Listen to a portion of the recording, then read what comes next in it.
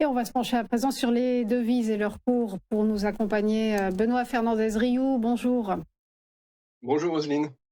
Vous êtes avec nous pour le Flash Forex et vous êtes consultant spécialiste du Forex et auteur notamment de marchés en aparté. Aujourd'hui, on va se concentrer sur l'euro-dollar et faire un focus sur le journalier, l'hebdo et le mensuel. Alors on démarre par le daily.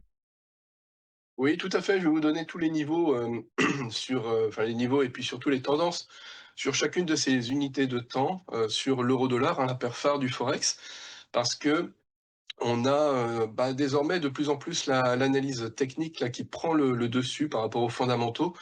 Ça fait suite notamment à beaucoup de choses, notamment au fait que les éléments sont dans les cours, hein, désormais, donc il n'y a que des changements qui pourraient éventuellement faire varier les cours à l'inverse de ce qui est attendu. Et puis on navigue à vue un petit peu côté fondamentaux sur la partie américaine, puisque depuis le shutdown, les statistiques sont repoussées. Donc cette semaine, on s'attend à voir les statistiques du chômage jeudi, si voilà, tout va bien, et vendredi en ce qui concerne l'inflation, mais ça pourrait une fois de plus être poussé, hein. Donc pour l'instant, on s'attend au niveau des fondamentaux, comme je disais, à 2 baisses de taux d'ici la fin d'année au niveau de la réserve fédérale pour la partie US. Si jamais on n'avait plus qu'une seule baisse, ou si le marché sentait que les probabilités allaient plutôt dans ce sens, eh bien, à ce moment-là, on pourrait avoir un retour sur la partie américaine, donc c'est-à-dire avoir un euro-dollar bien qui va potentiellement baisser. Et c'est les probabilités de scénarios les plus grandes, puisque de fait, ce qui est connu est dans les cours, et puis ce qui pourrait arriver ne l'est pas encore.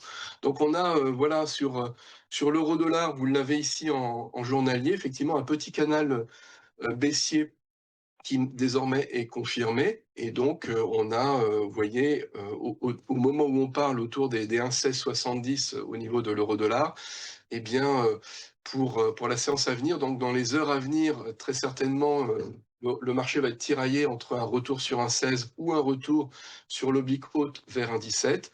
Normalement, la phase technique penche plutôt vers un retour vers un 16, et on voit bien que sur le graphique daily, sur les séances à venir, on a encore du potentiel haussier, donc on pourrait revenir tester l'oblique haute dans les séances à venir, donc d'ici les prochaines, voilà, les prochaines séances. Donc, l'oblique haute en travail, en résistance oblique, pour potentiellement pour les séances à venir sur la partie daily. Mais c'est bien, vous le voyez, un petit canal baissier tout de même qui se dessine.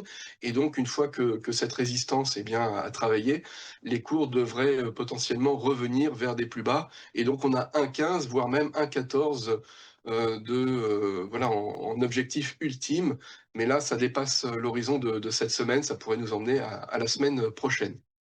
Voilà pour le daily. Si on passe sur le weekly, c'est-à-dire l'hebdo, on a une phase baissière entamée, une phase baissière donc qui devrait également appuyer un petit peu ce que je vous ai dit sur le daily, c'est-à-dire un retour vers des 1,15 voire des 1,14 au niveau de cet euro-dollar. On a le RSI aussi qui descend en marée basse petit à petit. Donc une pression baissière technique, voilà, sur l'euro-dollar, à la fois en daily, à la fois en weekly. Et puis si on regarde même pour les traders en hourly, c'est-à-dire en horaire pour la séance d'aujourd'hui, de lundi. Donc pour l'instant, eh bien, tout porte à croire que l'euro-dollar, après peut-être un petit test sur les 1,17, devrait revenir vers les 1,15 et puis 1,14. Sur la partie mensuelle, on a, comme vous pouvez le constater, alors là, on est vraiment avec un zoom arrière très, très prononcé. On a une oblique, une pointe en fait de triangle qui se dessine avec les 2 obliques qui vont se croiser à un moment donné, mais là, ça nous emmène vers du 2029-2030. Donc pour l'instant, en 2025, vous voyez, on est sur le haut de cette oblique, c'est-à-dire on est sur les niveaux donc de résistance et les niveaux de la parité de pouvoir d'achat long terme autour des 1,16, 1,17. Dit autrement, un petit peu sous les 1,20. On est sur une zone d'équilibre économique entre l'euro et le dollar américain. Mais vous voyez, la prochaine phase au stochastique nous indique une prochaine phase baissière, et donc le cycle après une belle hausse, ce qui voilà, va dans le sens de Donald Trump, puisque lui préfère avoir un dollar américain qui s'affaiblit, eh bien, on a plutôt désormais, pour les mois à venir, pour les 6 mois à venir notamment, puisque c'est à peu près la période d'une phase classique sur le stochastique mensuel, et on a donc pour les 6 mois à venir normalement une pression baissière technique qui va à l'encontre de ce premier mouvement de hausse, et donc on pourra avoir un retour, alors pas forcément un retour vers l'oblique basse en direct, mais en tout cas au moins un retour vers potentiellement les 1,12, voire les 1,10. Si on allait sur l'oblique basse, avec l'inertie, ça nous emmènerait évidemment vers du 1,08, 1,09, mais là ça serait vraiment très ambitieux. Mais enfin techniquement c'est possible.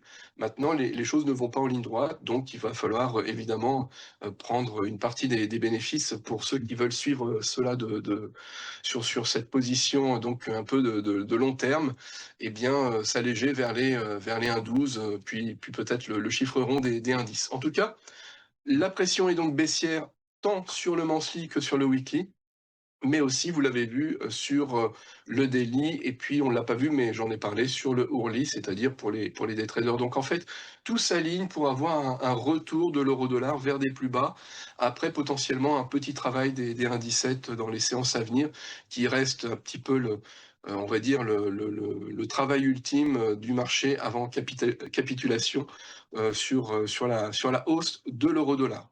Donc tout ça est à suivre avec ce que je viens de vous dire d'un point de vue technique. Les fondamentaux donc laissent la place aux techniques désormais, puisque comme je le disais, les annonces notamment côté américaine ne sont pas, voilà, sont plutôt en stand-by pour le moment. Et puis côté euro, on a eu récemment évidemment la dégradation de la note souveraine, hein, de la France, mais enfin c'est pas une surprise, c'était attendu. Donc ce n'est qu'une confirmation, et tout ça va dans le sens aussi d'un repli de l'euro-dollar, évidemment. Voilà pour cette pression baissière technique sur l'euro-dollar. Merci beaucoup à vous, Benoît Fernandez-Rioux, de nous avoir accompagnés ce matin. Belle journée à vous.